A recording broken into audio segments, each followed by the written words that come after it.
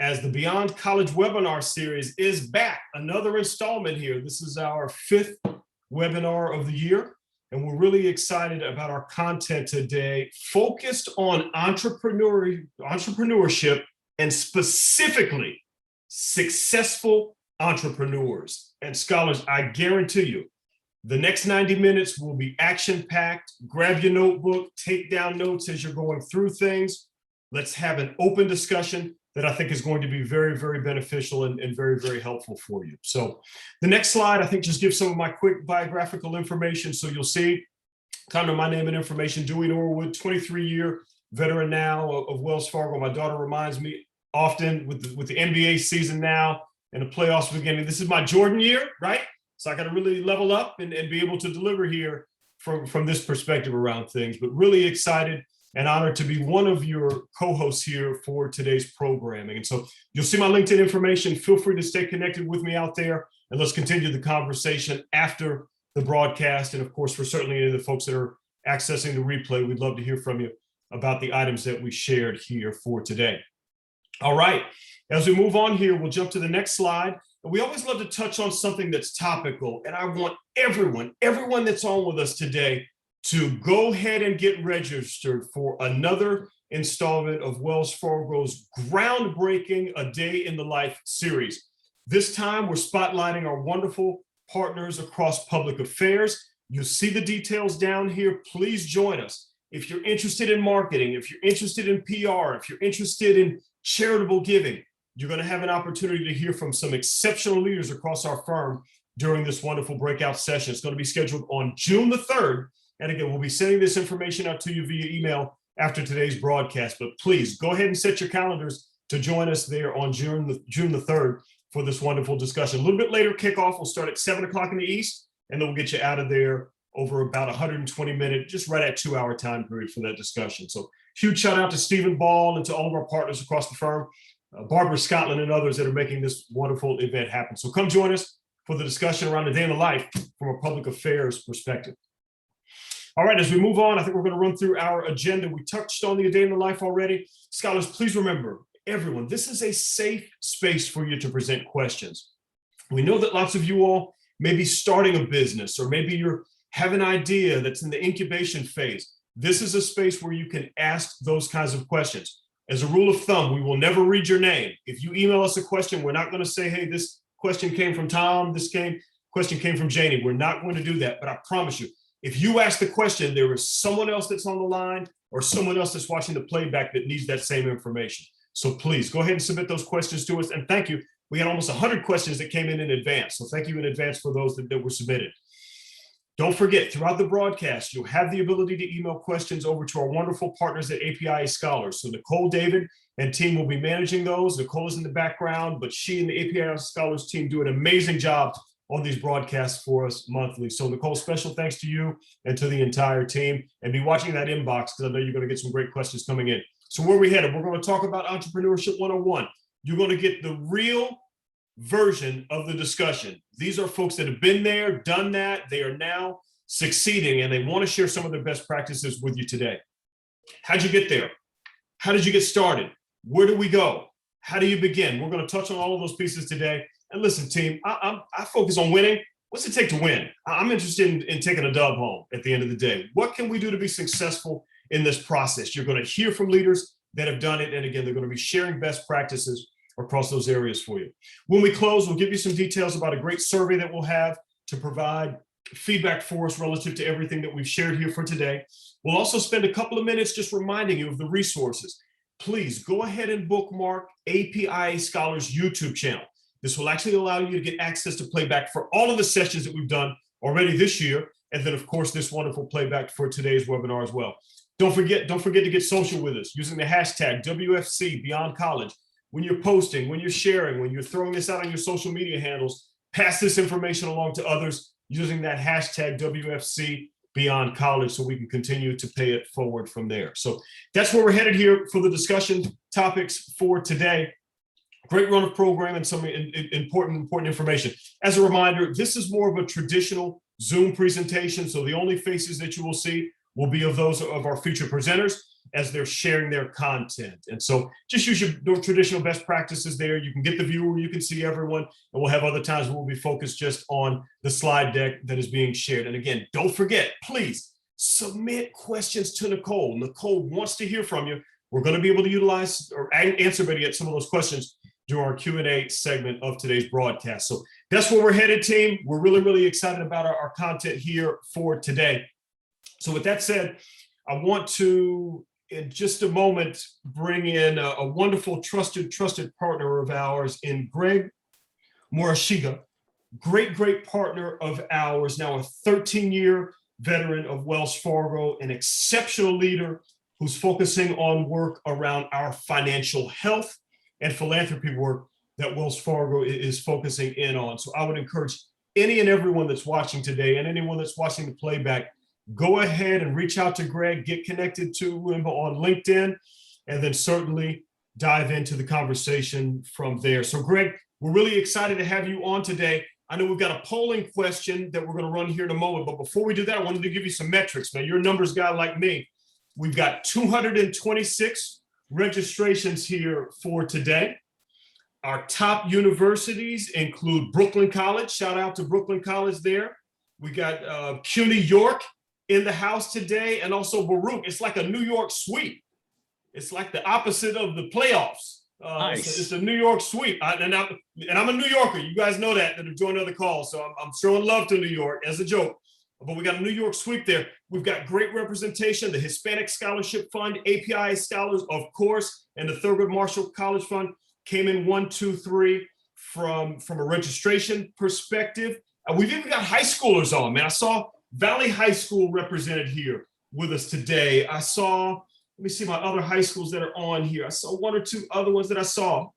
Coolidge High School is in the house. Millennium High School joining us today. Philip O'Berry, which is right here in Charlotte with us, is in the house. We've got Wallkill,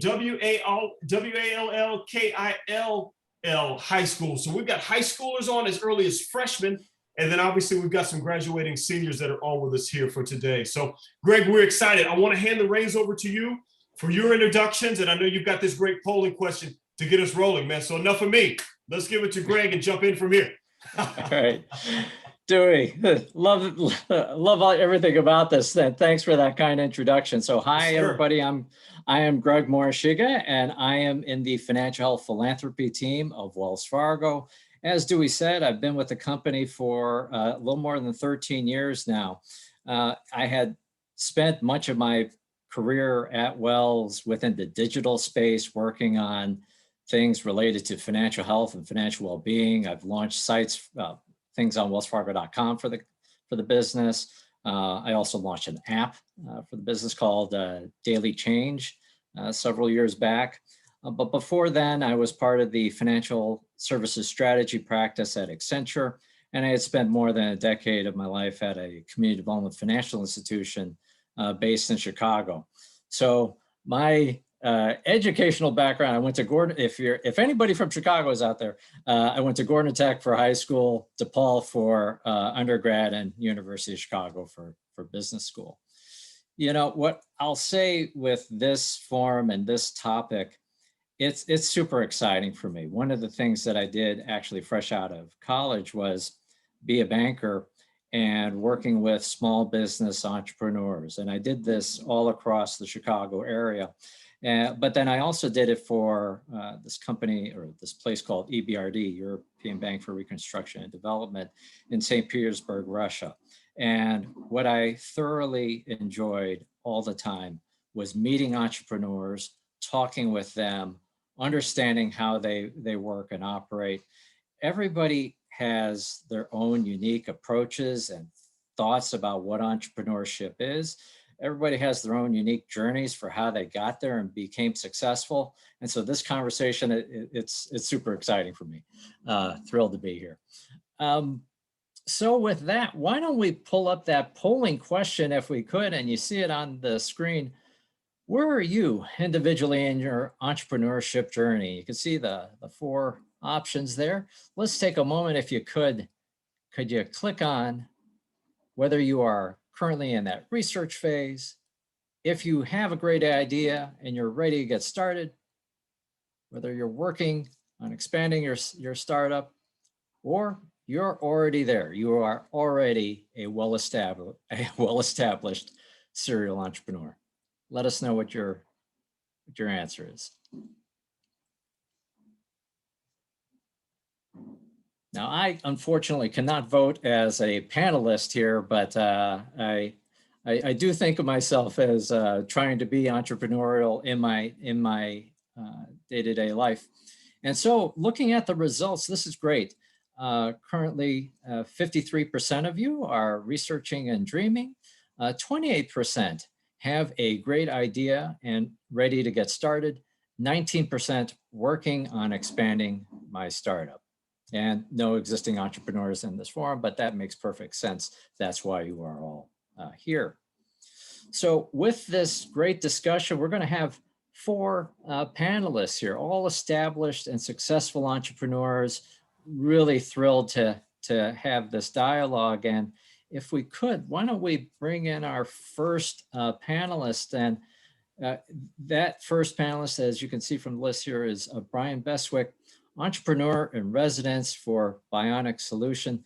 Brian is an accomplished entrepreneur with a strong track record of guiding, startups and expanding existing organizations towards profitable growth.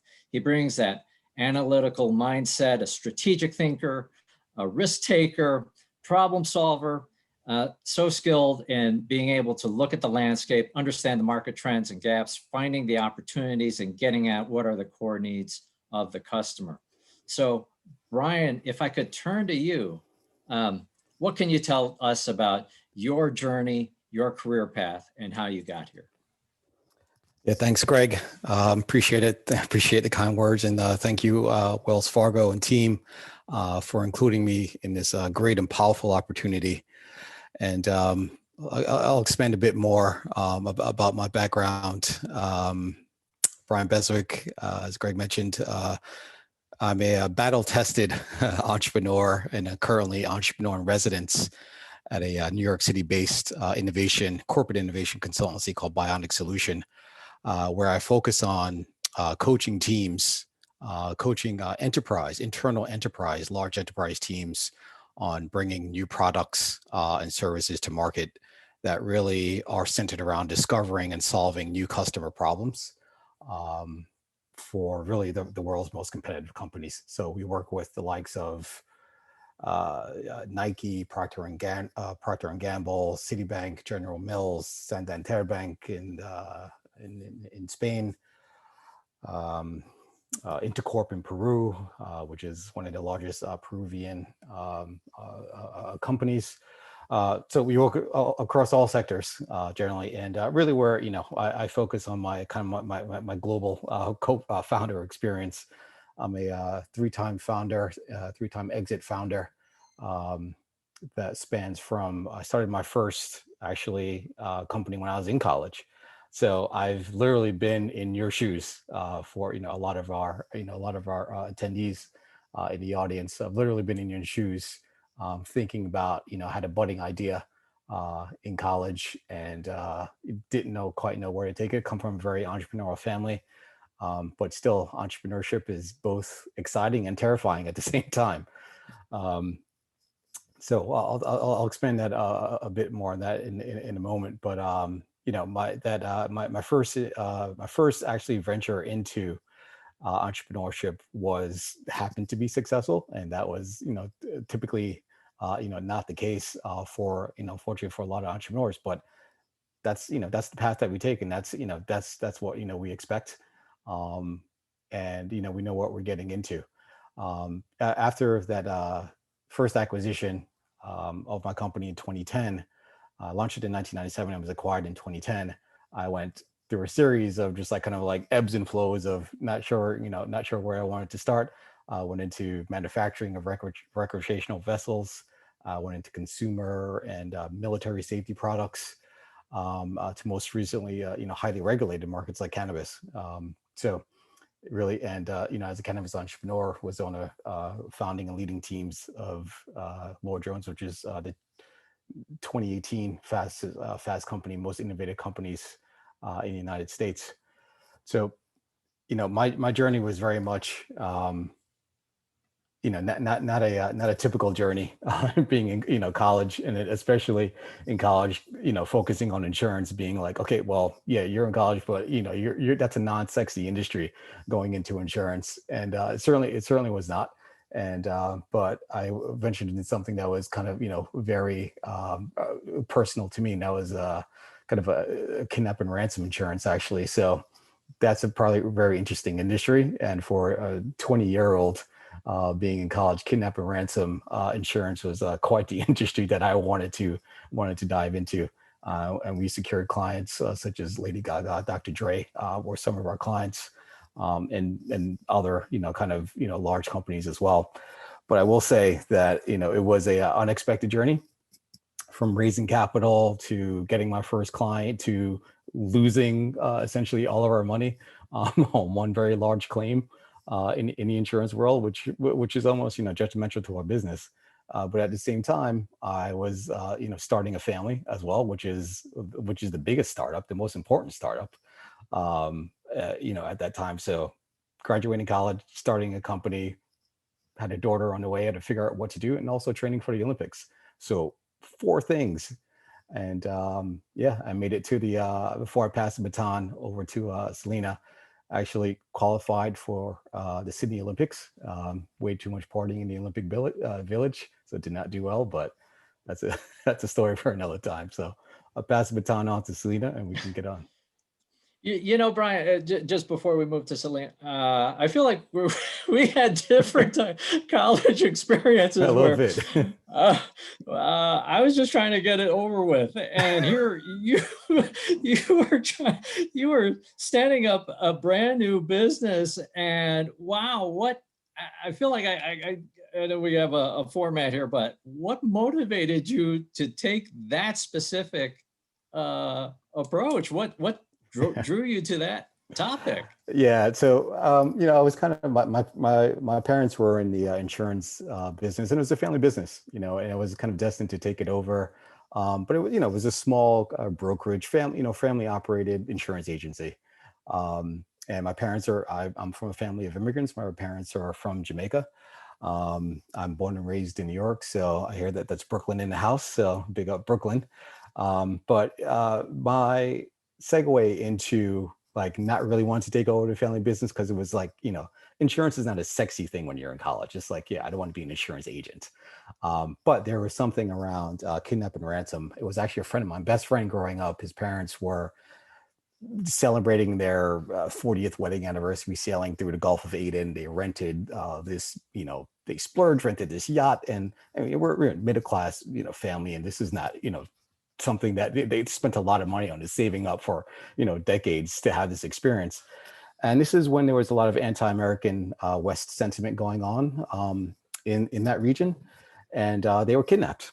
And they were kidnapped and held for ransom. And they called the embassy, they called friends and family. And the embassy, US embassy says, well, don't you have kidnap and ransom insurance? They're like, what are you talking about? No.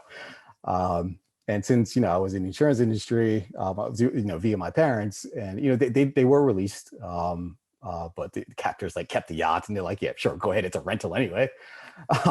They were released. And when they came back and I heard the story, I was like, oh, there's an opportunity there. There's an opportunity to have affordable kidnap and ransom policies for travelers that are, regular travelers, whether you're a backpacker or travelers that are just, maybe going to nefarious regions, and they want to be safe. So that was the venture. That was a segue into it. That was a light bulb moment for me. And if there's any producers out there from Netflix, be sure to give Brian a call. Sell his story. Wow, that is unreal. Yeah. Yeah. That's I don't even know what to say. Well, I can tell you about we can talk about the moment Lady Gaga was almost kidnapped in Thailand also, but I'll save that for towards the end. Okay, yeah, I feel like we have to get to that. Yeah. So let's excuse me. Let's I need to choke. let's take a moment to pivot to our other three panelists. And just to set up, our next three panelists are folks that are part of our new initiative with Ideas 42 called the Shared Prosperity Catalyst. And that program has three facets to it. One is narrative change and exploring ways that we can change the narrative when it comes to how we talk about poverty in America. Another element is focused on policies and looking at the multiple layers of government. What are the policies that can be implemented towards fostering better financial well-being for all of us? But then lastly, and that brings us to our panelists here, is the Venture Studio. And so we have several folks as part of our first cohort for the Venture Studio. And with that, with this approach, they're each looking at different types of solutions where we can add the behavioral science lens to it to help in the financial well-being of folks and bring these businesses to scale.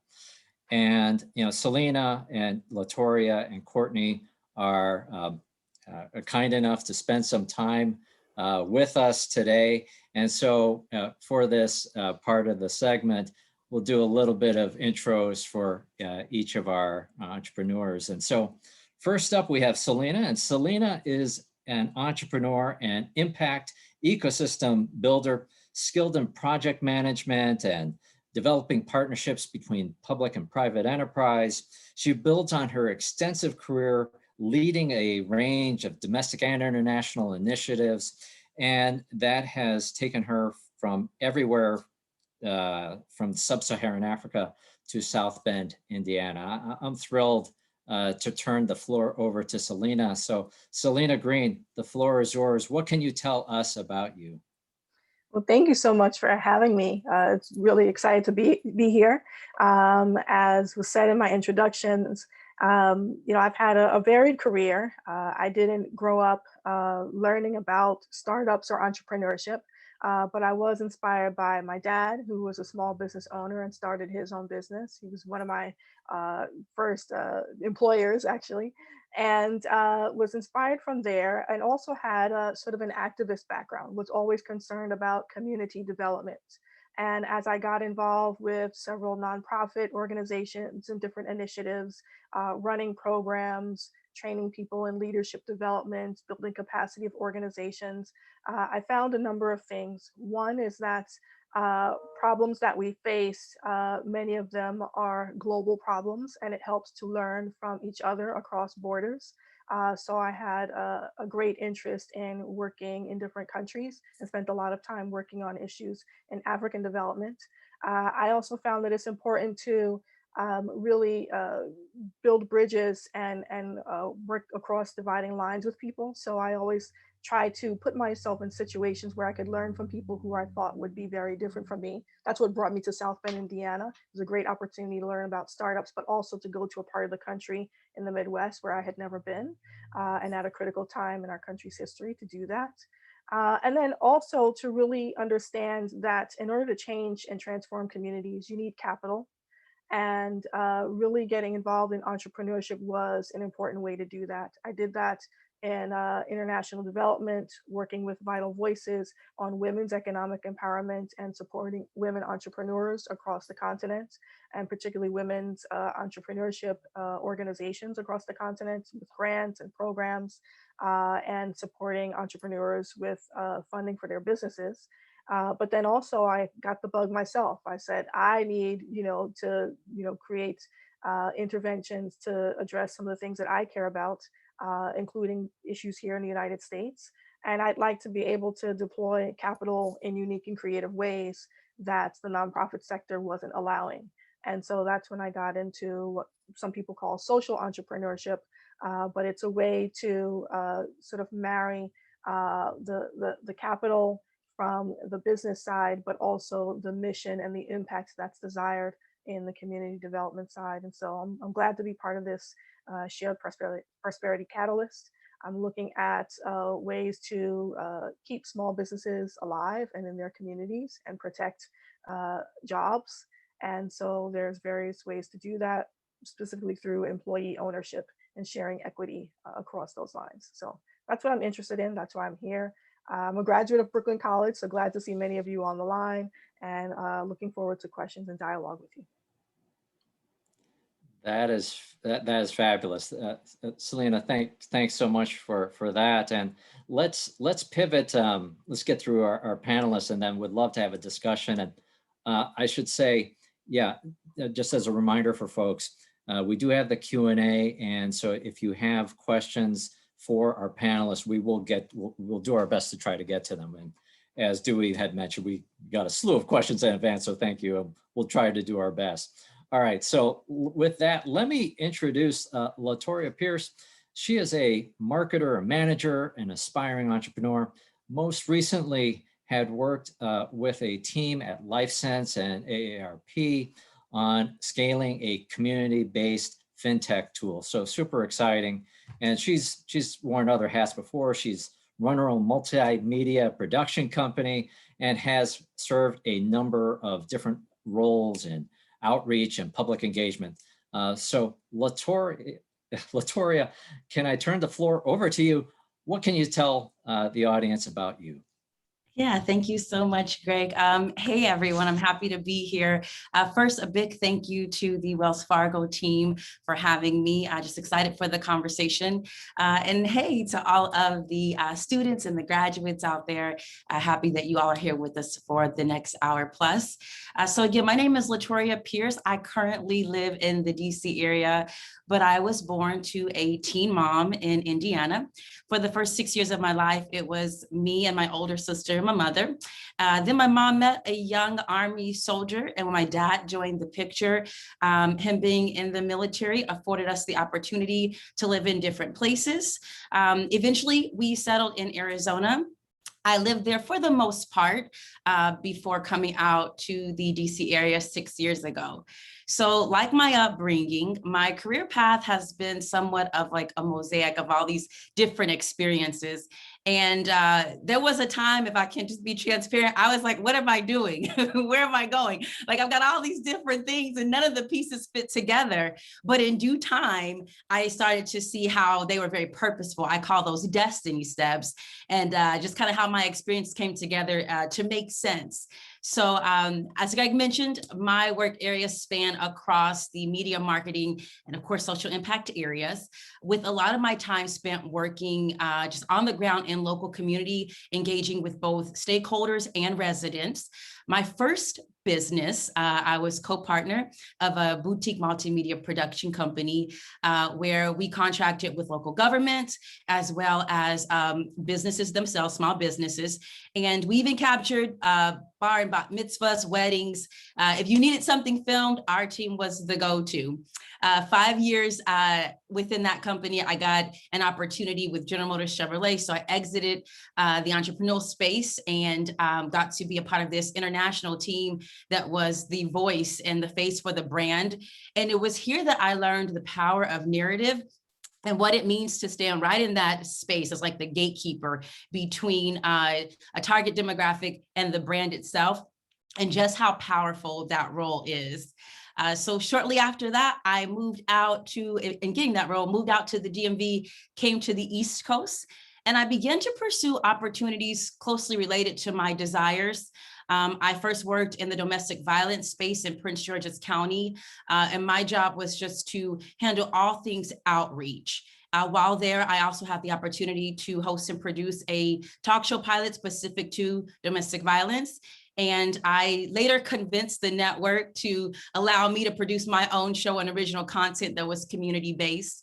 And it was just a great experience. And I'll just want to note, with that DV job, the office wasn't anything pretty. We were in an old school elementary school building, and small office tucked in a neighborhood. But the most powerful thing wasn't necessarily the four walls around us. It's what we did when we went out into community. So one of my favorite experiences within my journey. That led to me working with ARP Foundation, as mentioned, and FinTech LifeSense, where I got to oversee and lead development around outreach, community engagement specific to a FinTech tool supporting older working adults and limited families with limited income. And while there, just as we were kind of like wrapping up some research, had a great project lead. He says, hey, there's this opportunity. I think you'd be good for it. So he sent me a text with the direct link, and I pulled up the page. I saw Ideas 42 and the mission behind the Shared Prosperity Catalyst, and it really resonated with my own personal desires. So I applied, went through the process, and I am very grateful and blessed to be here with my fellow colleagues and to also work hand in hand with our fourth colleague, Selena Perez. That being said, I'm a strong believer in the power of feeling fear and moving forward anyway. I love to laugh. And at the heart of the work I do is always a desire to take care of people, give them a stage of their own, let their voices be heard, and give them some inspiration. Ending on a fun note, I love to immerse in different cultures. Take me anywhere where I know no one, I don't understand the language, and leave me, I will make friends. If salsa, bachata, or old school hip hop, and old school is relevant depending on when you were born, but I like the 90s and the 2000s. If it's on the radio, I'm dancing. I love to cook. And more than anything, my soul loves a conversation that has no time limit, where we can just talk until we're tired. So that being said, again, happy to be here, excited to share my learnings and to learn from you all as well. Thank you so much. Oh, thank you so much for that, Latoria. Let me, so if you haven't already noticed, just from the 3 stories thus far, everybody has had their own respective journey of how they got, where they started and how and where they are today. So let me now pivot to Courtney Ziegler. And Courtney is a serial social entrepreneur who most recently founded Appalachian, a crowdfunding platform to help incarcerated Black people return to their communities. And he's also the founder of TransHack, an organizing hub for trans people to collaborate on various technical projects. So if it's all right, Courtney, thrilled to have you here. What could you say about yourself for the audience? Yeah, thank you so much, Greg. Thank you for having me. Really excited to be here. Very quickly, I spent all of my life in school up to 29 years old, but during that, so I relate to all the people on the line. I was a perpetual student, but at the same time, I was also an entrepreneur during my educational journey. I produced a lot of film work as an undergrad and as a grad student, and I had to sell that work prior to the internet being the way it is.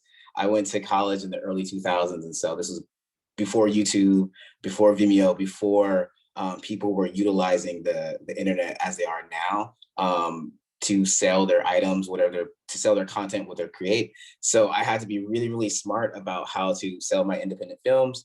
And that really became my first foray into like, whoa, I can kind of, solve a solution for myself, which was how to distribute my film work and get paid for it.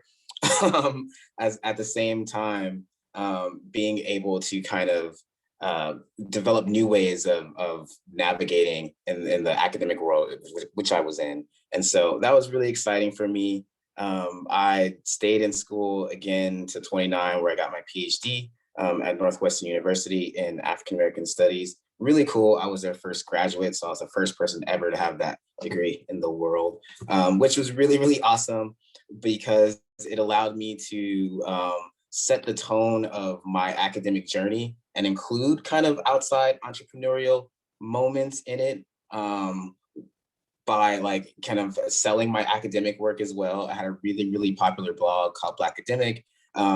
Again, this was before Twitter and microblogging and other things like that. It was like early days of Blogspot. And I monetized it. And by connecting like it was early PayPal, did 3 different methods of web payment to make it happen. And so I've always been really kind of thoughtful about how to generate revenue with things that I create to sustain my own life. Because being a grad student is really difficult. And I'm sure, as you all know, as being students, it's really difficult to make money. So did school, sold my work, figured out ways to generate revenue as a content creator before there were platforms for that thing. Finished my PhD. I had a really difficult time finding space in the academy as a professor. And so it was a really difficult moment in my life. And the last thing that I had to my name was $1,000 when I finished my PhD. I looked for employment for a year. It was really, really difficult. Took that $1,000 and I opened up a brick and mortar vintage shop here in the city that I live in, Oakland, California. It was really successful for 5 years. We kind of set the tone of fashion and style in Oakland with our brick and mortar shop. Closed that in 5 years and then went into the tech space and started developing not only apps, but organizations in that space. And as Greg mentioned, my last project was a crowdfunding platform called Abolition. It was primarily focused on getting Black Americans out of jail, as we are the heaviest incarcerated. But we also, as most Americans are also incarcerated, we supported all types of people across demographic backgrounds. We raised over $1 million. It was a simple spare change roundup model. So I didn't invent the model. It just kind of was really smart about applying it to a solution that people feel helpless about and wanted to come together and try and alleviate some pain from that situation. We were also like Brian's company. We won one of the most innovative companies in the world award. We were out for 3 months and we got that kind of recognition. So we were really, really successful. We aided in helping Google stop selling bail bondsman ads on their platform. So despite being able to help liberate people and get people out of jail, we had long-lasting policy effects and like web policy effects and company effects. And that was really, really cool. And so I'm really excited to continue to be a problem solver and really excited to leverage this opportunity working with the Shared Prosperity Catalyst and focusing on ways to get people money when they need it and making it easier for people to have that money to get it to folks who need it. And so that's always in the back of my mind and really thinking through that. Feel free to ask me any questions. I, again, have an academic background and an entrepreneurial background. So really excited to be here and share that with all of you. No, thank you so much, Courtney. And as I just said a moment ago, what I love about this panel, among the things I love about this panel, is the respective journeys that you all have taken and over the course of your careers. And so I do have a set of questions here. And as I mentioned, we did receive a number of questions from other folks. And so would love for this to just be an open dialogue about that. And if you have your own questions, if you haven't submitted one already, there is the Q&A and we are taking a look at that. So please feel free to post and we'll do our best. So I wonder first, Latoria, if I could start with you, and then would love other people to chime in too, but to start with you, when did you first realize that you wanted to become an entrepreneur? What triggered that for yourself? How did you know? Yeah, this is actually one of my favorite stories. I was 12 years old and I was watching something on TV at one of my relatives' houses.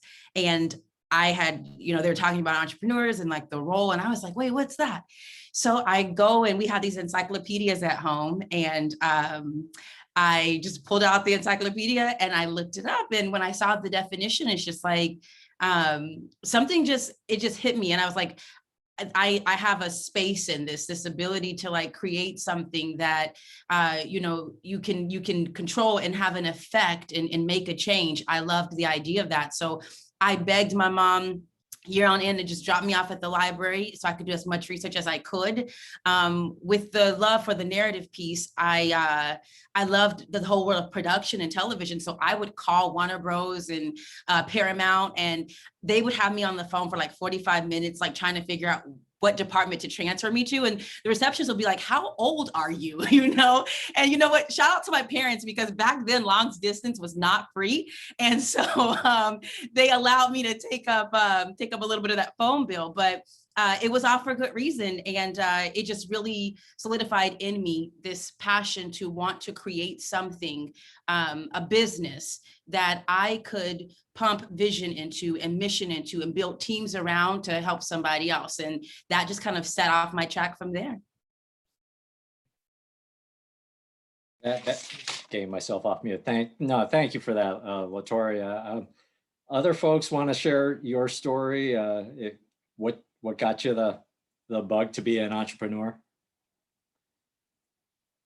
Brian, we got yours, which was unreal, and I'm still kind of calibrating after it. But well.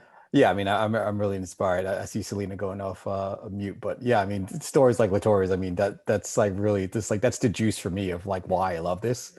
It's just like hearing that, and I mean, honestly, that's my Red Bull right there.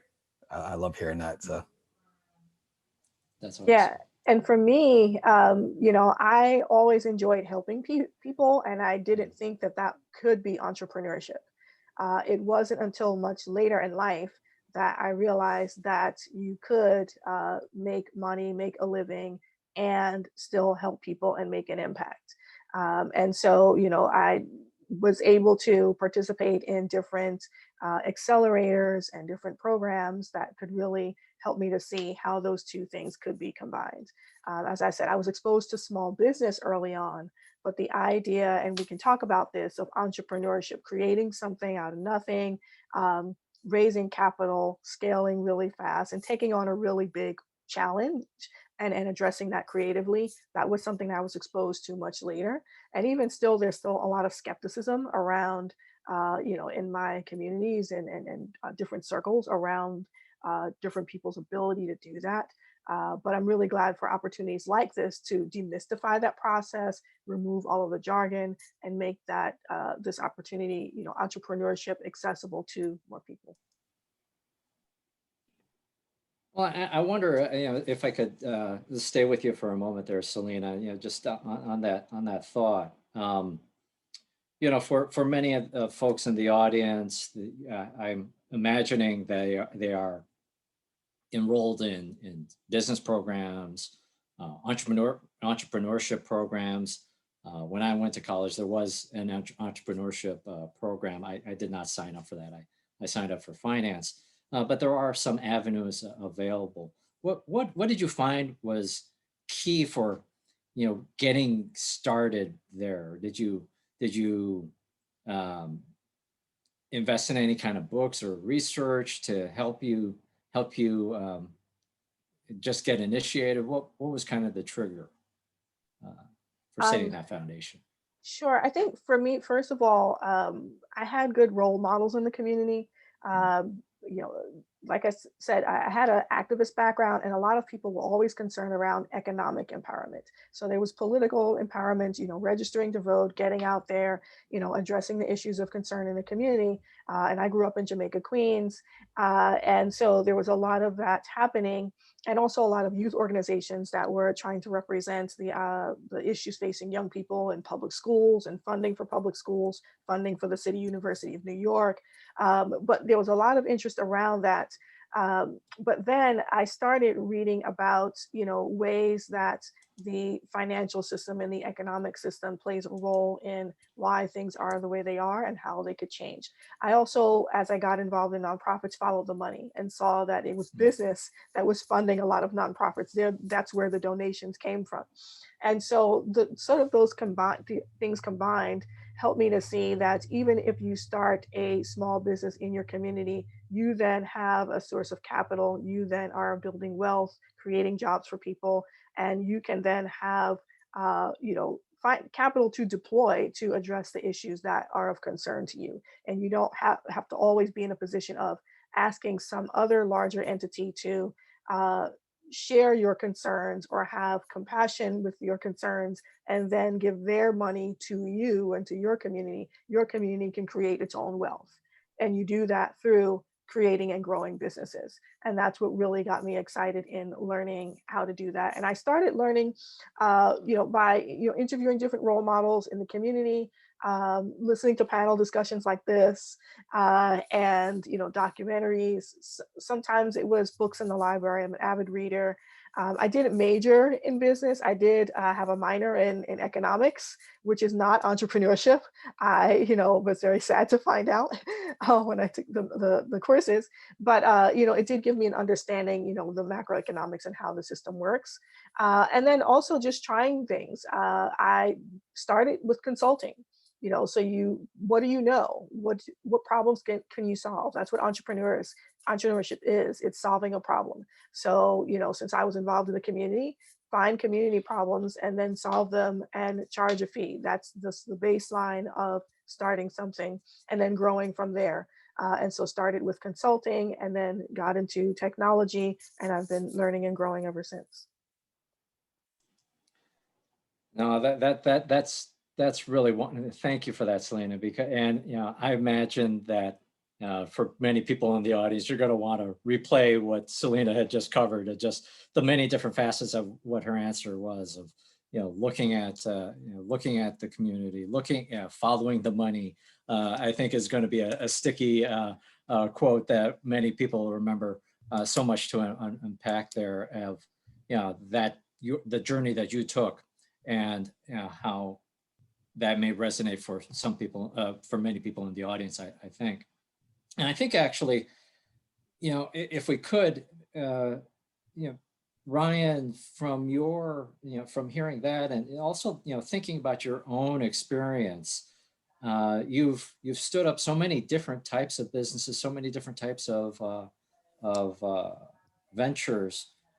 What have you seen as a good formula for success? Do you have your own secret sauce, or is there a proven way that you've found to be successful, and that you latch onto, that you follow?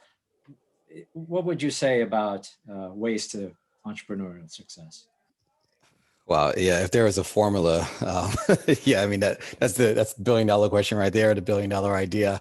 But, I think there is Selena touched on it, briefly around identifying a problem and solving a problem in a unique way, in a way that, that no one else is doing right now, or you're solving a problem 10 times, maybe 10 times better, or significantly better than perhaps an incumbent. So, really it's, I think it's starting with really the fundamental questions around, starting really knowing yourself, why do you want to enter this? Why do you want to be an entrepreneur? And, from that perspective, it's okay. Yes, you're passionate about it. You have some expertise that you can, lean into, really to apply that skill set, your own proprietary, we call it proprietary gifts at Bionic. What is your proprietary gift that you can apply to solving a problem? So it's really kind of knowing yourself. And, we work with a lot of not only large corporates, but also Bionic is a cohort, a group of co-founders, entrepreneurs, successful, some successful, some who had, failures, and you learn from failures as well. And, we interview a lot of, we work with a lot of serial entrepreneurs, like Sarah Blakely, for instance. She often says, hire for your weakness. So that's a part of knowing yourself, is knowing where you're weak and filling those gaps with, other, perhaps co-founders, or perhaps, other, people that can help you and will be willing to lend a hand in helping you, chase your dream and launch your startup. And it's really about, one thing that took me a very long time to understand was the notion of, vitamin versus painkiller. So it's, once, if I ask everyone, did you take your vitamins today? How many people took their vitamins? You maybe get, half of the audience. But if you're severely in pain, and if it's 100 people and, out of the audience, they all have severe pain, in whatever capacity, however they want to define it, how many people took their painkiller?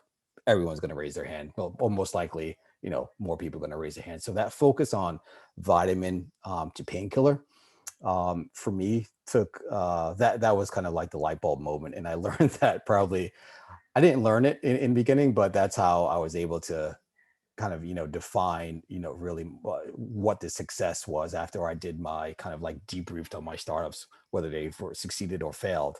What was what was that moment that, made it successful or made it fail, was really identifying, focusing on the vitamin and painkiller versus vitamin. But also just having a overall, particularly just better way to solve, a better mousetrap. Having a better mousetrap is totally fine. Yeah, I'm not I'm a more like kind of like physical and services product person. I'm not, tech. I've never worked in a tech capacity. But everything that I've kind of applied my skill set to has been around solving the problem in a significantly better way to capture margin. So I, went from creating just, yeah, I like this product, I like this experience, to versus I love this experience. So instead of creating that kind of like viable minimum, what we call like the MVP, the minimal viable product, I'm creating a minimal lovable product. So things that are going to create a really sticky, sticky consumer, and they're gonna come back for more.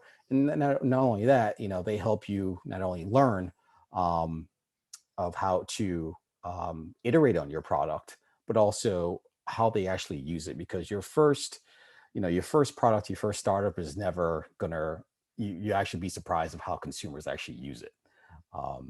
So that's just, I wouldn't say there's a formula, but those are some, kind of the top 3 or 4 things that I focus on. No, thank you. And thank you for that. And again, it's these sticky moments of the session where, just to build on one of your comments about the importance of knowing yourself and what is motivating you to becoming an entrepreneur, and finding the right opportunity to move ahead and flourish. I'll say for myself, I would like to think of myself as being an entrepreneurial type of person, but I do that in my corporate setting. I try to bring that type of thinking to my day-to-day job at Wells Fargo. That said, there's other aspects of being an entrepreneur that are just not my strong suit.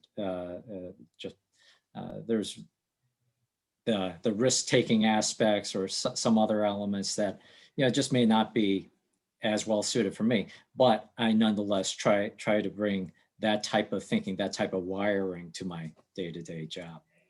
And I will, before you move on, I will say that there is, as we have, a lot of, budding entrepreneurs, in the audience, I would say that there is, the rise of the entrepreneur.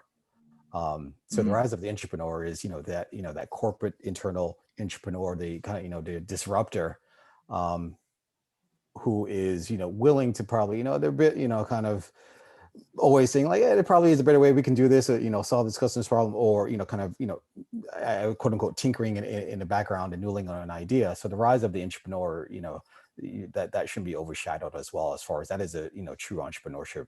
And it's quite difficult to do that internally in large enterprises. So that's right.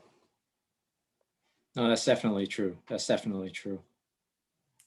There's a question in the chat and specific for Courtney. And so, Courtney, if I could ask you this question, what from the audience, what made you transition from the vintage shop to the media and tech industry? And did you use the first business as the springboard for capitalizing your next business? How did you make this transition between enterprises? Yeah, thank you for that question, whoever asked. I guess I was always in the media space before that. I was a filmmaker for quite some time before that. So I was in the media space, but doing the vintage shop I like vintage fashion, and it made sense in the moment where I was living in the neighborhood that I was living. The problem we were solving was there were no cool shops. We were bringing like a community space and a shop into a part of this, in the part of the city of Oakland where I live, where there were only 2 other businesses, small businesses. And so we were kind of part of this like reinvigoration of a particular block in the eastern part of Oakland. But at that time, the tech industry and tech workers were pouring into Oakland because of the high rents of San Francisco. And so a lot of entrepreneurial events in the city of Oakland became tech centered. And so I started to attend them just as a small business owner in the city of Oakland, and networking and talking to tech workers and finding out that there weren't a lot of services for trans identified individuals. That kind of propelled me like, what if I like made something in that space? The vintage shop, I had a business partner at the time, and she wanted to pursue professional tattooing, and we had run the shop for 5 years at that point. And so it made sense to, we left on a high note. We were really successful, generating profit, not just revenue. And so I did use some of that money to launch a nonprofit called TransHack. But I leveraged some money, but most importantly, I leveraged the social capital that I had of being able to network with people in Oakland. Sorry about that. Oh, that's quite all right. That's quite all right. No, thank you. Thank you, Courtney, and thank you to the person who asked the question. Again, if you have questions, feel free to post them in the Q&A, and we are reading it. And so if that's all right, I'll read another one because I think it's from a couple of folks, and this will be for anybody who's willing to chime in here. When it comes to businesses, you need to find that startup capital. And that can be critical. It's obviously critical to standing up any type of business and being able to find those resources. So what guidance or tips might you have as the best methods for securing funding, particularly when it's an early stage enterprise?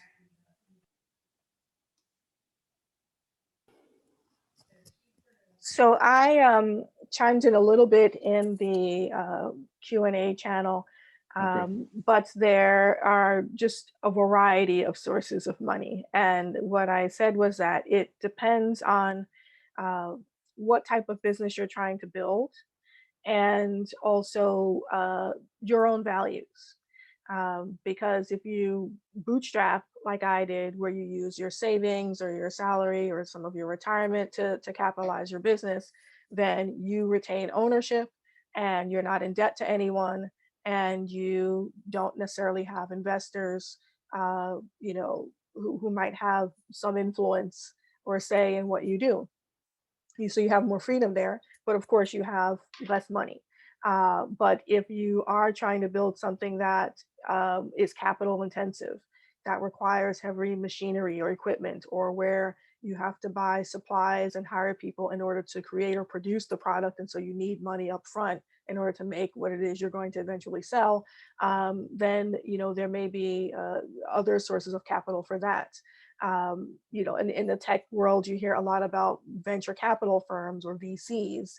You hear about angel investors, and all of those people, they invest their money in startups, but they're largely focused on technology, and they also want a return on that investment. They're making those investments with the assumption or the expectation that those businesses are going to be very large, and that you're going to exit or sell the business, or listed on the stock exchange, and then pay those people back in some way. So it depends on, and there's different lifestyles and pressures and trade-offs to make with each type of funding that you pursue. But so I, am a big proponent of, when you're starting out and you're just learning and you're testing ideas, you don't know what's going to work. You can have more control when you use some of your own money. There are other people who are big proponents of, other people's money, OPM.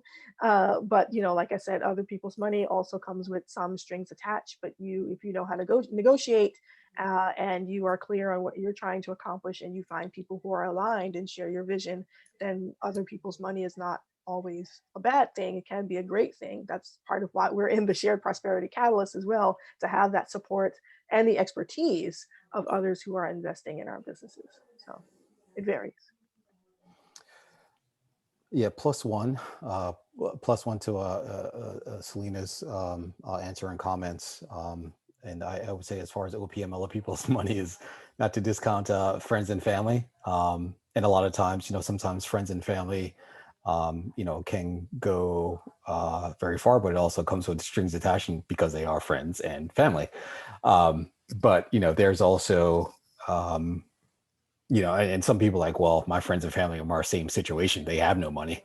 So, but there are other sources, crowdsourcing, crowdfunding methods as well, where there is, there were no equity stake or very little equity stake in terms of compared to what an angel investor or VC would invest. So there's a lot of, really online platforms actually popping up now that you can, pitch to be a part of, where you can get kind of like those micro funding from a swath of investors from across the globe. And they're taking, small percentages, literally like maybe 0.3% or 1%. Yeah, Greg, I'll add some contribution to that. I guess I'll be a +2 on what Selena was saying. And I actually have a story that aligns with one of the examples that Brian gave. So as a co-partner in the media production company I started, there was a serial entrepreneur at my church. And he just had a thing for small businesses. And once he got on the radar of me and my business partner, we put together a solid pitch, business plan. And we just went to him and wouldn't take no for an answer when it came to getting a meeting. And he sat down with us. And I think one of the things that showed the most appeal, he later told me, he said it was, one, you all's drive, but two, the amount we asked for, we kept it minimal. We wanted to just make sure that we had enough to do exactly what we needed to do, because as everyone has said, his investment came with, an expectation, and it was a small percentage, but it was still there. And so we wanted to make sure we had a plan for how we were going to use the funding. And what we did was we mapped out exactly what we needed. Should we get our first production, when we got our first production client, to produce, a solid professional piece, and we bought those things. And then of course, as we created more work, we had a larger portfolio that expanded into other opportunities that allowed us to offer a return on his investment. So it doesn't hurt to look around in community. I didn't have anyone in my family who could give it to me, but little did I know, a couple pews down in church was a strong potential investor that was waiting for, a couple of young folks to come with a dream. And so that's how we got started. That's a fantastic story. Please, Brian. And to that point, there's also you're starting to see the rise of community investing as well, and it's it's something that I have a very keen eye on, and actually kind of venturing into that space with community investing and giving back equitable kind of to people in the community, particularly in cannabis. Black and brown neighborhoods were, war on drugs in those neighborhoods. They were, families were decimated. So, for instance, I have a notion of launching a cannabis company, grow operation, dispensary that's owned by the community. So, they're going to be community invested, and they don't need to be accredited investors to invest in the REIT or even have A1 credit. So they can be an owner in a real asset, and a equity owner in a startup that is funded and owned in part by the community. So, and that will help fund the operating and the OPEX and CAPEX cost in part for the cannabis venture. So community investing, you're starting to see the rise of community investing as well. Can I jump in and say something really quick? I know that most of you all who asked the money question don't have a product and probably won't have an investor at, a long time down the line. One of the things I did when I didn't have money, when I started a nonprofit in the tech space, which has tons of money that people throw at things, I started a newsletter and got sponsorship for it. And I just approached people to sponsor it. And that really helped because I was providing companies that wanted like diversity in tech or whatever, the buzzword that was happening in 2014. By giving them content to use, but then they would sponsor me like $500, maybe $1,000. And that was a great way to like get money and build relationships with companies and our program managers at companies that have budgets that they need to give money out and they need to like find out who to give this money to. And so I would highly suggest you to make something small, affiliated with whatever your idea is, and try to get sponsorship for it. Because that's, you don't have to look for investors.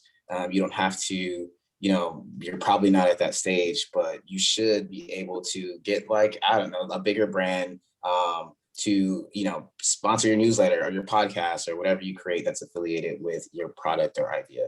That was really successful for me. Another area that if you're a university student, you may want to look at your university. Sometimes the alumni associations have their own angel groups or VC groups where they invest in businesses that are formed by current students or alumni.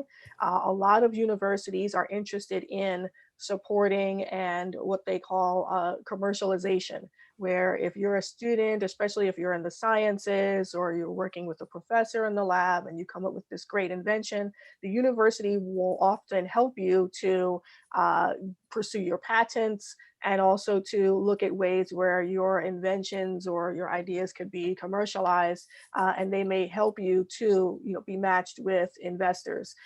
Sometimes they have, just like they have job fairs, they might have angel fairs or investor fairs. A lot of schools are really doing creative things in that space. So definitely talk to your university and your alumni associations. There's also increasingly organizations that are helping students to learn to be investors. So there's, I think it's called Dorm Room Fund, where if you're in business school, they train you to be an investor and to scout for businesses. And then on the flip side, there's groups like Venture for America, where they fund students or recent graduates who want to be entrepreneurs and who want to take the risk, but maybe you have student loans and so you have economic pressure to go get a job. Well, they provide some of that funding to help you to either work for a startup or to pursue funding for yourself and your ideas as well. So I would start at there's a lot of interest in university-based entrepreneurship, and I would start with some resources there. Wow, this whole, I'm learning so much in this dialogue right here. I mean, you all have provided so many different ideas for how to source capital, the pros and cons of different methods. And I'm definitely also hearing the importance of network, of using all of the avenues, whether it's the person in the pew across, or using your school or your other alumni connections or people that there's so many aspects to that can be ways to source capital for your business. I want to be conscious of time, and so if folks have questions, you can still add them into the Q&A, though we may only have time for a couple more. And there's one question here in the chat, and would be interested on anybody's thoughts on this. When did you know it was time to leave your job to focus on your business? And I think with this, one of the other questions that I think we received in advance was about, the role of the gig economy. Could having a gig job or something like that be an inroad for then learning more about that enterprise and then using that as a springboard towards your own thing? But when did you know it was time to leave your job to focus on this business? I mean, I can start. For me, I believe in staying at a job as long as you're learning and growing. because you're getting paid to learn and to grow. You're getting paid to expand your contacts and your networks. So a job can be very rewarding. But if you find that you're hitting a ceiling, there's no place to go. The person in the seat above you is not leaving. Then you'll get a sense that it's time to move. Sometimes also organizations change their vision or their mission, and you find that what you came there to work on and to learn, they're no longer doing that. And so if you stay in that role, that you won't get expertise in the area that you're really interested in that will help you to go further in your career. So then it's time to move. And then what do? You could apply for another job, or you could go into business for yourself, perhaps doing the same thing that you were doing at your employer, and for a fee, and beginning as a consultant, where you put up your shingle virtually, and you sell your services to others, almost similar to the way you were selling your services previously to your employer. But doing similar work, you already have the expertise, you already are known in that field. If you want to do something different, then I would say you leave the job when if you can grow your business while you're working, then when you earn enough money to fund yourself and support yourself to work on the business full time. Sometimes that takes a long time, and that's where outside capital can come in. But those are the two ideas: either when you have the expertise and you're no longer growing as a job, or when your side hustle has grown to the point where it's making you as much or more money than your job, where you can get capital to fund it. Yeah, I'll add to that. Speaking to present day, Selena, Courtney, Santana, our fourth colleague, and myself, being a part of the Ideas 42 cohort, it's alleviated the need to face that crossroads, because we have this great opportunity to have the employment piece as a part of the process as we build the business. So I think what a blessing that this day and age you have organizations like Ideas 42, you have the mission that we see with the Shared Prosperity Catalyst that recognizes the support that entrepreneurs need and creates this space. And so it's always, of course, great, I think, for anyone interested in the space to research and find opportunities that allow you to grow your business, have the support you need, and the peace of mind. Going back into the past, when I did the production company, I always had a part-time job. I always had a consulting something or, gig work that I kept around it, just because, it being a small business, the business was making money, but it wasn't necessarily enough to cover the cost of the business and give me a comfortable salary. So it was a lot of hard work, but I was strategic in knowing how to use my time to, make the business a priority, but also make sure that I was able to take care of myself and my livelihood. I think nowadays, like back then, I didn't have like the luxury of like the internet in the way that it's set up now, or being able to take on like a gig job. I think it's crazy that nowadays you can just decide, I'm going to take my car and like deliver groceries through Shipt, or I'm going to give folks rides, to and from the airport a couple hours a day. I think it's amazing that these options are there. So I would say, you don't want to risk your livelihood. And I think there's a way to find like a happy medium between growing your business, but also making sure that you have what you need. And then when your business makes room for you financially to launch full-time in, then of course it makes sense. But risk is a part of entrepreneurship. I do think there's a way to add just some wisdom to the timeline of when you make those transitions. But I don't think that you are defined by, and I used to hear that a lot, like, okay, I was able to leave my full-time job or I took that leap and jumped right into this thing. It's like, if you're taking care of yourself,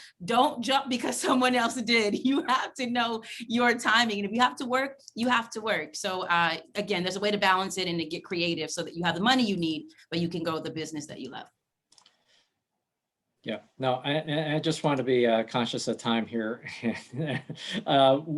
Quick thing, because we had a few questions in the same that are thematically, I think, similar. And so if somebody may have a 30-second answer to this, what were some of the ways to get started in implementing ideas, in terms of research? what were some of the best resources that you would recommend to folks for researching their ideas so that they can get started, and also make sure that it's a reputable source as well? So if anybody's got a quick reaction to that. I'd say, like, if you want to just research ideas and research trends, market trends, and maybe there's a similar startups in your space, CB Insights is a great resource. PitchBook.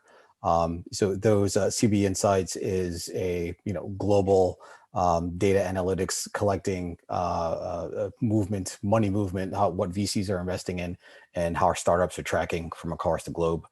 Same with PitchBook. They track VC, PE money, corporate venture into new venture ideas, and also corporate venture ideas. So those are great resources. Yeah, no, that's great. I'm sorry to say that I think we're about out of time, and I could have this conversation for another hour actually with you all. It was so much fun hearing your individual stories and your wisdom for this group, and I know that I speak for the attendees. We thank you for spending time with us. Just building on Brian, this last thing about research. Oh wait, we didn't get the Lady Gaga story in. So Dewey's going to virtually kick me here, but I feel, can you just do it quickly for us? Yeah, sure. So Royal Insurance Group, kidnap and ransom insurance globally for travelers, basic travelers, but also high net worth individuals and high profile clients as well. Lady Gaga was not a client specifically. It was more so covered on a label. However, under the label Lady Gaga was she was one of the clients. She suffers, I believe, from fibromyalgia. I believe a fibromyalgia disorder. She was performing in Thailand, and she became very ill.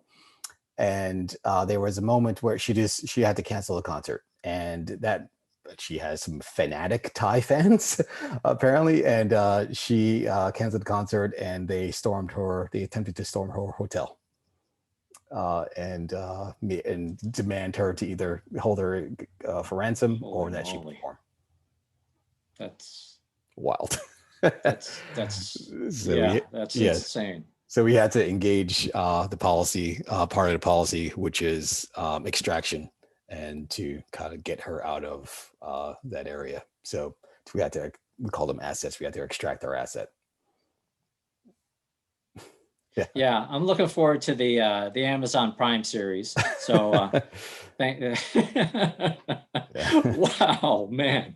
Well, I gotta say thank you so much, panel, Brian, Selena, Latoria, and Courtney. Thank you so much for spending time with all of us. And yeah, I would say, as Dewey had mentioned, for folks in the audience who, if you have questions, please engage with folks and with this audience, and we'd love to continue the conversation.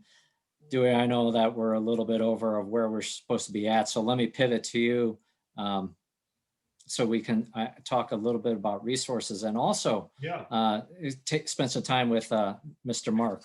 Perfect. No, great. You've covered things in a perfect order. And scholars, thank you all for tuning in, and for our panelists. I mean, we absolutely salute you. Some really, really great information there, and lots of action items. So for everyone that's on, or the folks listening to the playback on this one, listen often, you're going to be able to access resources. So we've got the resources that you'll see here. And again, this is around the continuum that the team talked about. You've got the crawl pieces, you've got the walk, you've got the run, and then the fly eventually, right? And so make sure that you're capitalizing on all the resources here. Also, a number of items were mentioned today. I hope, scholars, that you were taking notes, and you'll be able to review back to access those items. Or don't forget, go ahead and make those outreaches directly to all of our panelists today. I guarantee you, they will continue the conversation with you. They're busy folks, just like you are, but go ahead and make those outreaches directly, and we can make sure that we can continue the conversations from there. And so resources slide, really, really important information. With that said, we've got a couple of minutes. I definitely want to get Mark here on with us for today. So Mark, want to give you a moment to kind of jump on to the screen here. I know you may want to unpack a little bit more about Ideas 42. Obviously, some really, really important work that's happening here. So again, once again, enough of me. Let's give you the microphone to say hello to the band and talk through things from here. Mark, let's give it to you. Thank you, Dewey, and it's been a total pleasure listening and learning myself. And I'm going to be brief to wrap up. I have the unique privilege and honor to work with advisors like Brian and entrepreneurs like Latoria, Courtney, Selena, and Santana, who Latoria raised, in helping identify business opportunities where we can build large, meaningful, impactful businesses that help address some of the most critical social issues here in the US and across the globe. And so I'm speaking here briefly to each of you to make a pitch. If we can, I'm gonna just roll right into the pitch at the end. If we can take the slides to the website, and one more would be great. Because here's the there we go. Here we go. Here's the crux. We are constantly looking for talent. We believe that there is a tremendous untapped talent across a broad, diverse swath of America and the world who are currently have challenges. Many of you put in the questions here, challenges accessing the capital, and not just the dollar capital, but also something Courtney talked about, the social capital that he built in lots of ways. And our role, my role, is to help provide the tools, the connections, the contacts to help amazing, talented people bring their ideas and interests and passion into the kinds of businesses that can have a meaningful impact on the world. So we are recruiting another cohort of entrepreneurs for our second cohort as a part of the Shared Prosperity Catalyst at Ideas 42 Ventures. Recruiting will kick off in September, I think, maybe August. But then also each of the entrepreneurs you met today, as well as Santana, will be launching their businesses in the coming months. And as Brian knows as well or better than I, the biggest constraint on the success and growth of a startup are the people who they manage to hire and bring to scale their businesses. And so each of the three people you met today will need talented folks, and we would love to have you join us on this adventure. So thank you all. Dewey, thank you. And you know, it's a wrap on my end. Listen, and it's a good wrap from that perspective.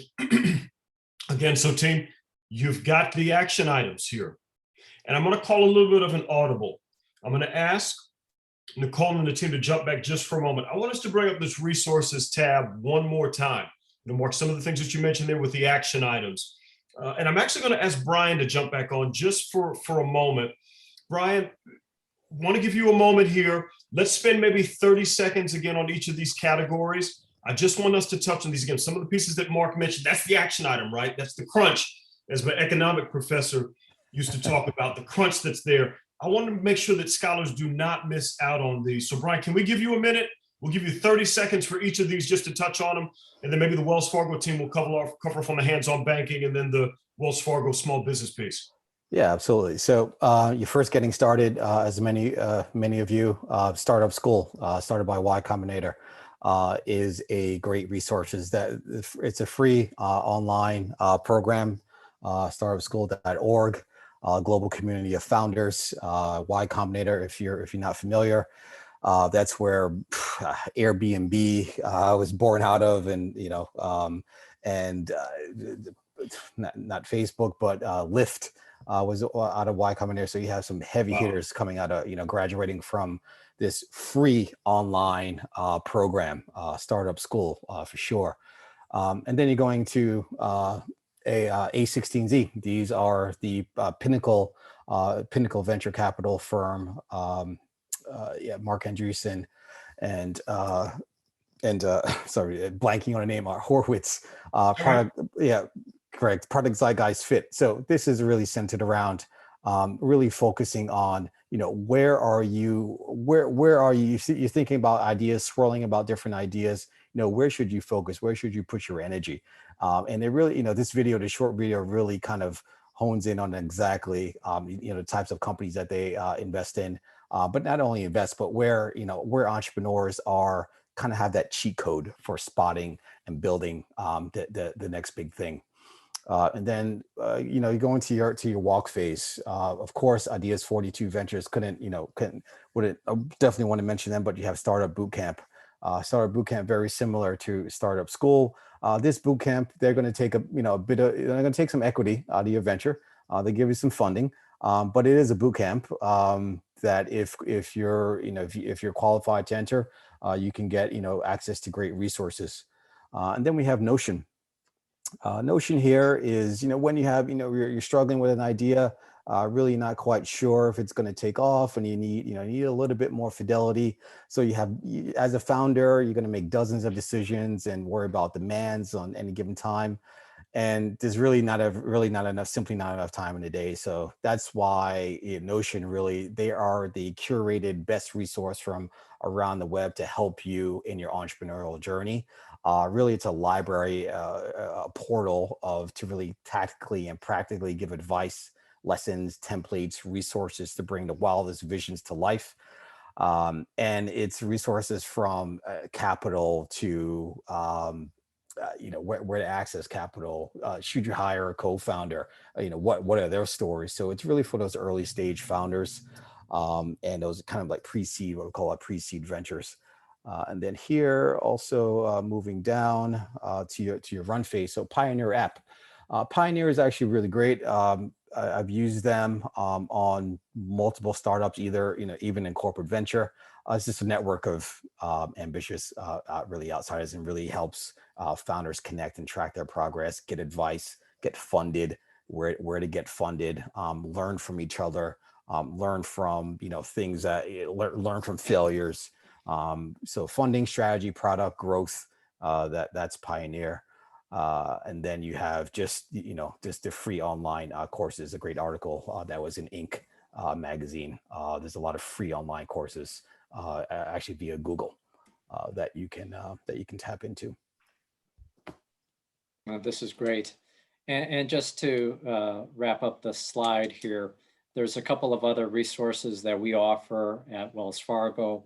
Among them is the hands-on banking experience. And so if you were to go to handsonbanking.org, there is a specific section that we have with free educational content and guidance pertaining to entrepreneurs and small businesses. So please do check that out.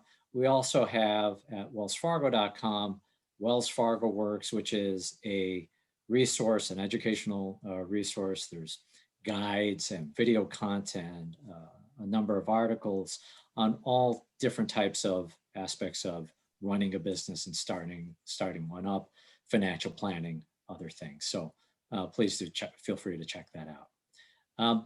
With that, Dewey. Tell you what, Greg, I think we've covered off on some really, really good things here.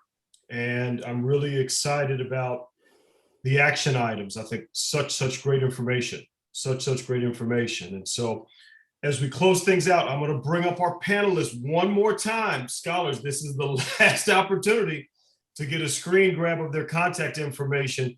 And we saw such a diverse background and experience here. Everybody can fit in and I think can extract some of what was shared here. So please make sure you're making outreaches to them directly. And of course, make sure you're connecting in with Mark. If you think you've got what it takes, if you want to get involved, they've given you an opportunity. I'll say this, scholars, there were folks that registered today that did not show up.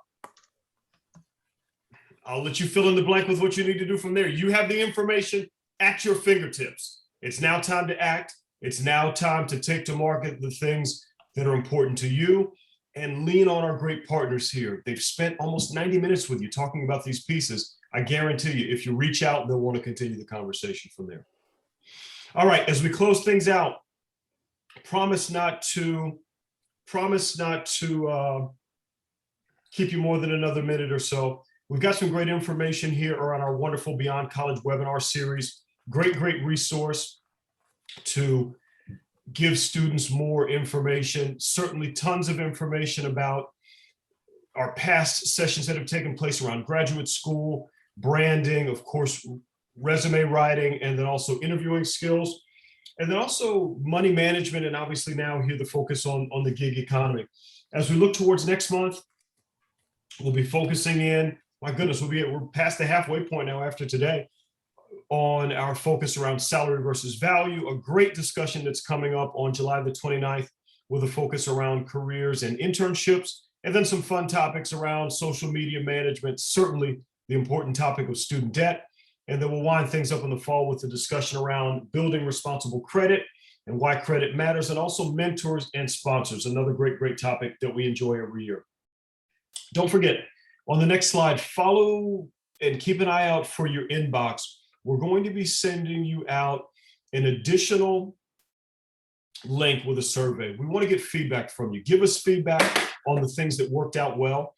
And then in turn, I promise you, we'll take into consideration the items that you shared, and then make sure that we're continuing to build our processes with things from here. So go ahead and fill out the survey for us. I think that will be really beneficial for us in the days ahead.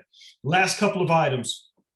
I would be remiss in my duty if I didn't talk about what a career opportunity would look like within our institution. You know, we certainly heard the focus around our wonderful entrepreneurs, and there are things that can absolutely be done from that perspective, but I certainly want to make sure that you know about things like our university programs. I want to make sure that you know about our wonderful talent community that you can join to learn more about careers and the things that are of interest to you. Certainly want to give a great big shout out to our friends at Tuition Funding Sources. This is the wonderful resource that sends out the emails for us on a monthly basis around our webinar series and other content. And also TFS is a great resource for you to learn about college scholarships, whether you're a second semester freshman or whether you are heading off to a master's degree or doctoral program. Get involved with TFS and you can learn lots of good information from there. And then of course, the Beyond College webinar series that we referenced a little bit earlier. A couple of quick pitches here on the last couple of slides. Please remember that we've got a wonderful technology fireside chat that's coming up. We've extended this deadline, team. We're going to give everyone one more day to go ahead and get registered for this particular one. A great session that's coming up with us next week. So special thanks to Calvin Thompson and the team in our talent acquisition world for bringing this discussion together, all about technology with some great senior leaders from across our institution and across our firm. So please join us for that Zoom, be live Q&A as well associated with that one. So come join us for that session next Tuesday night. And then a reminder to all of our juniors out there on the next slide, we've got a really great virtual event that's coming up as a part of our Junior Leaders Conference. Again, focused on juniors here with this particular program. We've also extended this deadline for applications, but you must, M-U-S-T, get your application submitted by June the 1st, because at midnight that night, Central Time, the application will turn off. But go ahead and get your application submitted. Great opportunity for our juniors to learn about career opportunities within our institution. And you'll note there, we're looking for folks with graduation dates between December 2020 and also May, June of 2023. So if you fall in that timeline, go ahead and get your application submitted. Share this information, pass it along to others on campus that you think may benefit from it. We absolutely want to get everybody involved there that wants to participate. All right, and I'm going to go to the last slide here and just give some closing remarks from my perspective. Certainly a ton of partners that we need to thank. There are a lot of folks that are behind the scenes doing great work. Bonnie Wallace, thank you again for your wonderful work. Barbara Scotland, thank you for all that you're doing. Andrea Vienna, Ashley Rasmussen, and others from Wells Fargo that just do a lot of work behind the scenes to get these things done. But team, I would be remiss if I did not acknowledge the great leadership of Noel Harmon and the team at APIA Scholars. They're the ones that are actually hosting these wonderful webinars here for us this year. And so Noel, special thanks to you. I know you're probably watching the playback of this one. And then of course, to Nicole and the entire team for just making this a really fabulous broadcast. Scholars, it's been an interesting year. You all have been very diligent. Some of you have been taking classes online. Maybe now some of you have had a chance to get back on campus. You know, graduations have happened now for some of our participants today. So congratulations to you all. And others are getting prepared for their sophomore year now, or their junior year, or maybe an internship or taking summer classes. I want to just commend you on behalf of everyone at our institution for your resilience. Please continue to work hard. Please continue to stay safe. And if there's anything that we can do from a Wells Fargo perspective to support you along your journey, you've got our contact information. please do not hesitate to contact us. And again, let's keep the conversation going. If you enjoyed the content that we shared today, certainly let us know. And with that said, don't forget to join us again on June the 17th for our next discussion, which will be focused on salary versus value, how to determine which role is perfect for you. Everyone have a wonderful rest of your day. Have a great weekend, wonderful Memorial Day weekend that's coming up here fairly soon, and a great summer. We'll see you back on 6/17 at 4 p.m. Eastern Time. Thanks a million, everybody. We'll see you then.